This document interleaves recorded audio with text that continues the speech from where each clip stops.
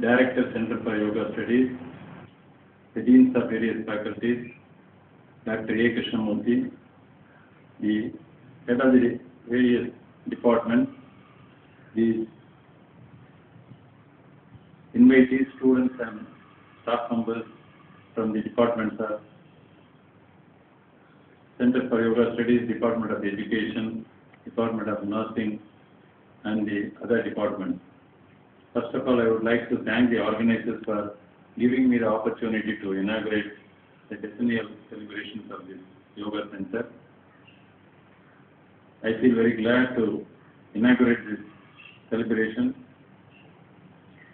because the center is one of the few departments along with the few departments in the university which has grown in a very short time and a very good growth. And when we observed the profile being presented by the director and seeing the educational activities, the number of students as well as the extension activities done by the center, that too a famous field or a popular field nowadays, yoga, is a wonderful thing. We have to appreciate the staff, students as well as the director of the Center for Yoga Studies and the Dean Faculty of Education. And the importance of yoga and the origin of yoga has been well explained by both the director as well as the president of today's function. And all of you know about the popularity of the yoga. And all of us are very happy nowadays because India as well as China has been growing. This has been the speech everywhere, or this has been the speech in any meeting, irrespective of what for the meeting is conducted, because that is the truth we are coming. And when compared to a few decades ago, the country has grown leaps and bounds in every area, and especially after the IT revolution, our country has attained a good name, and because we have got large number of human resources, or skilled human resources, and even if you go to today's newspapers, the government focus is mainly on promoting education, because the higher education especially, only we have attained the 10% and trying to reach at least 25%, where Western countries have got 100% and 80% of higher education. Since we have a large number of younger population, by educating them, definitely we will have enormous human resources, and in future that is going to be the only thing which will develop this India further. And that is why even the government's focus has now changed to promote education by increasing the number of colleges, number of universities, and attracting graduates, because we have to educate so many number of younger patients. But with this, all of us can be proud of that we have really grown in each and every sector. But if you go through the newspapers every day, we are seeing that the violence also is growing, especially in a community where the education is increasing, or educated people are increasing. In contrast, it has been more when compared to when people are not educated.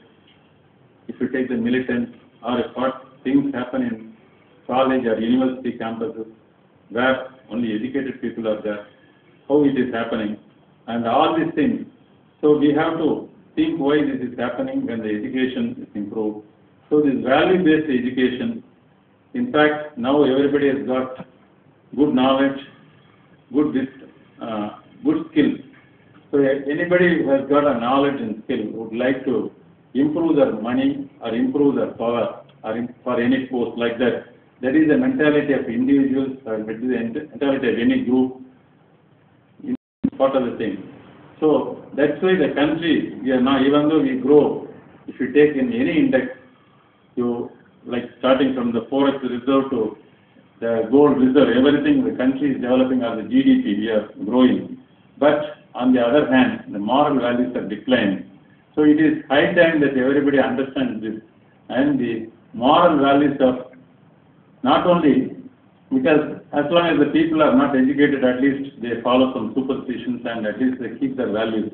But once the people are educated, they forget the values, forget the culture, because they know they can do anything because of the skills and because of the techniques or because of the knowledge they have. And especially, we have got nearly 25% of our population, nearly 40 crores of people are in the younger age group.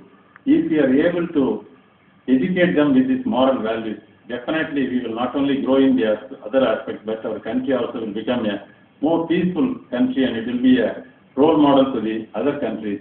And if you go through a university can train nearly 50,000 students per year, if all the universities in India, if they also train similar number of younger generation, at least even the other colleges also, at least this 40 crores of younger generation, at least in another 10 years, definitely most of our younger population can be trained with this value-based education. At least even if this 50% definitely absorb these values, that will be a good growth to this country and a growth which will be acceptable to the society and a culture we have in our olden days, we are proud of.